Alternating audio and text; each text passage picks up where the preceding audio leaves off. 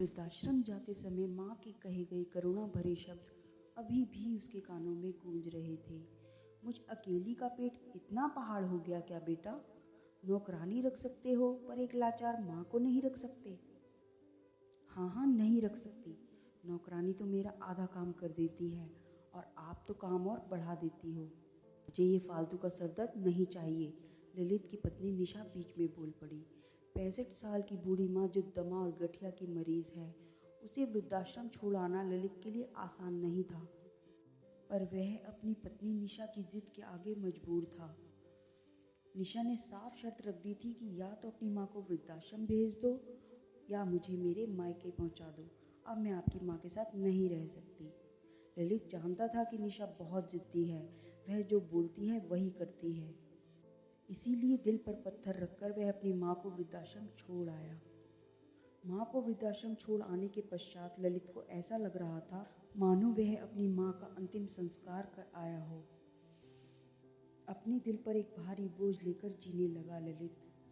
दोनों बच्चे राहुल व रिंकी भी ऐसे गुमसुम से रहने लगे जैसे उनसे उनकी कोई प्यारी चीज़ छिन गई हो।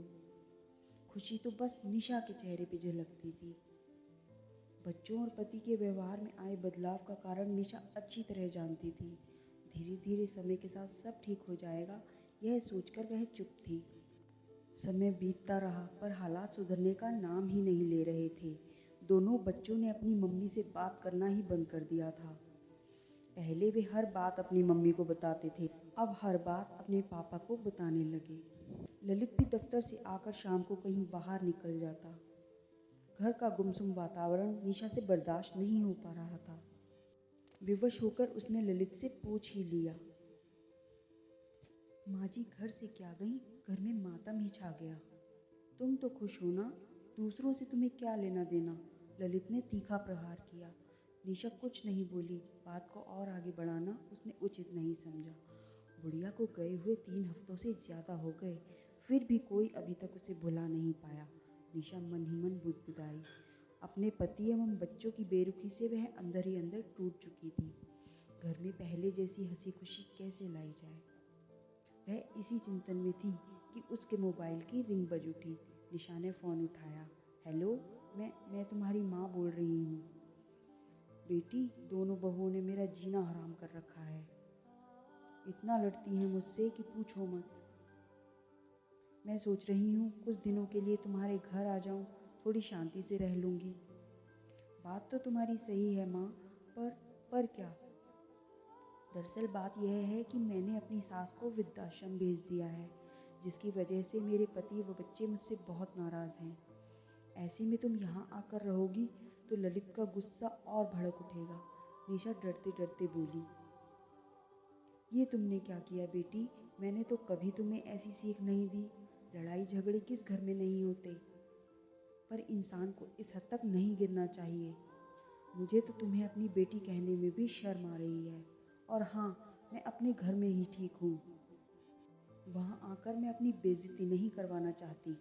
तूने जो भूल की है उसे जल्द से जल्द सुधार ले, नहीं तो। वाक्य अधूरा छोड़कर निशा की माँ ने फ़ोन काट दिया। अपनी माँ की बात सुनकर निशा को इतनी ग्लानि हुई कि उसकी आंखों से आंसू बहने लगे। बहुत देर तक आंसू बहाने के बाद वह उठी, अपना चेहरा धोया और अपना पर्स लटकाकर किसी को कुछ बताए बिना बाहर निकल गई। ललित भी गुस्से में बाहर निकल गया। शाम को जब ललित लौटा तो माहौल उसे कुछ बदला बदला सा लगा। बच्चों के हंसने खिलखिलाने की आवाज़ें बाहर तक आ रही थीं। ललित बेसब्री से घर में दाखिल हुआ तो उसने देखा कि बच्चे अपनी दादी के साथ खेल रहे हैं। निशा उनके पास ही खड़ी थी। अपनी माँ को देख ललित भावुक हो गया। माँ, तुम यहाँ?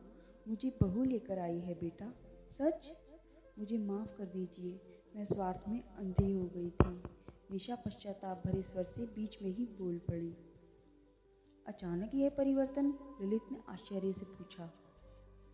मेरी माँ की फटकार ने मुझे सही रास्ते पर लाकर खड़ा कर दिया। उस समय मेरी माँ का ही फ़ोन आया था। निशा ग्लानि भरे स्वर में बोली। भला हो तुम्हारी माँ का जिसने तुम्हारी आंखें खोल दी, नहीं तो मेरी बातों का तुम पर कोई असर कहाँ होता है।